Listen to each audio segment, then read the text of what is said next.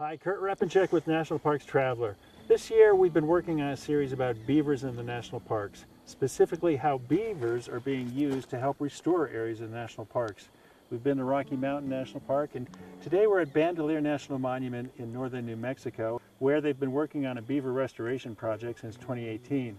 And we're joined today by Priscilla Hare, who is a biological services technician, and she's been working with the beaver program specifically on the Frijoles River. And what are we going to see today, Priscilla?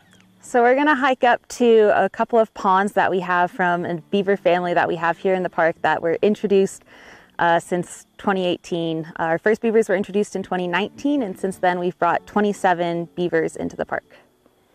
And how many beavers do you have today? We're going to go to a family that has 2 parents and 2 kits that they had this spring. Have any type of tracking mechanisms? We don't have any tracking mechanisms on them. We try to put cameras up when we release them to kind of get a sense of which direction they go upon release, but other than that, there's no telemetry or anything on them. So to put telemetry on them, you have to drill it into their tail, and so it's just something we've chosen not to do. In the fall, they'll focus on kind of gathering food for the winter. Right. Just because it's harder for them to move around on snow.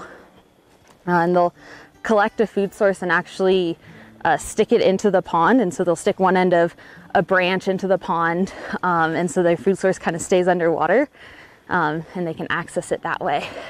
So I guess another aspect is with climate change and wildfires, the benefits of beaver ponds. What can you tell me about that? They create oases, they create pooled water for tons of different wildlife in climate change. So in a dry year, the pond will stay wet, and we'll see areas where the creek starts to dry up kind of late summer, and the ponds continue to have water. They'll build a bunch of dams. It's in a kind of a safe place for them when they're kind of traveling back and forth to find more food or more material to build their dams. And so the more dams they build, the more pools they have. It's the safest place for a beaver to be. They're swimmers, not walkers. Yeah, so we've gotten videos of beavers rolling rocks up into their dams. They'll bring mud onto their dams to kind of pack in some of the area. And so we've seen them with all of these different materials, really engineering these dams out of it. Beavers are ecosystem engineer and that so much. We've seen bears dip in the ponds. So they like to have pooled water to kind of hang out in, and the pooled water also helps for the winter. The beaver ponds are going to be areas that don't freeze over all the way. So the top might freeze over, but the bottom they're still going to have flowing water underneath, and so it helps the fish out that way. Where do the beavers come from that you stock, so to speak, in the monument, and how do you introduce them to this ecosystem? So we have a partnership with the New Mexico Department of Game and Fish.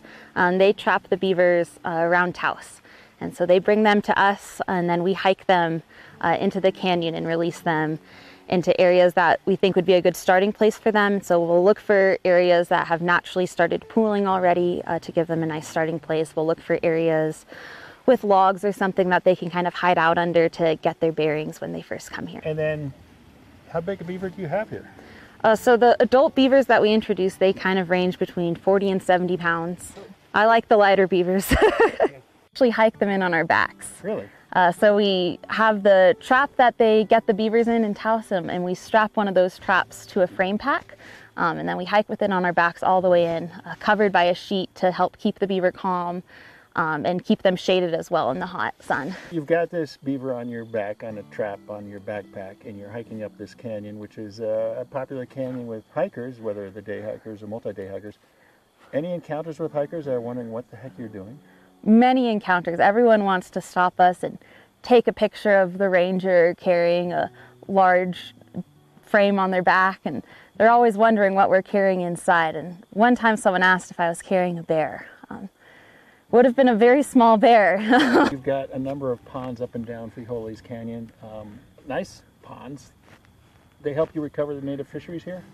Yeah, so we've been doing introductions of native fish into Frijoles Canyon, and so we've introduced Rio Grande cutthroat trout earlier, and then this year, just a few weeks ago actually, we introduced Rio Grande chub and Rio Grande sucker into this pond right behind us. Wow. And so the pond is a nice natural pool to release the fish into. They can have some deeper water. They can hide out under some of the logs going across the pond. And it's a really good place to first drop them off into. And it's an example of how, I guess, science can beget science, because you start out with the beavers and what are the beavers doing, and then you've got, as the beaver pond expands, you've got the fisheries aspect, and how are the native fisheries going to recover, and then I imagine there's probably a vegetation component. Mm-hmm. Yeah, the beavers are really just doing wonderful work for the habitat. Like I mentioned earlier, a lot of this was destroyed by fire and flood. It takes a long time to recover from such a dramatic event. Now, again, we're in the wilderness area. You get a lot of backcountry travel during the warmer weather seasons. Do you ask the backpackers to stay out of the ponds? Yeah, so we request with all of our wildlife that people respect the wildlife and stay at a distance from them. So that includes not walking across their dams. So Priscilla, I mean, you've got a number of dams up and down this canyon. How many video cameras do you have? At the moment, we have 2 cameras deployed to see what the beavers are up to, and it's nighttime and we're not out here to watch them. Yeah. And what are they doing when we're not here? So they're constantly building their dams, adding more material to them to stop any potential leaks. They're gathering food for the winter right now. So once it starts snowing, they can't travel quite as well in the snow, and so they're gathering up a food source for the winter.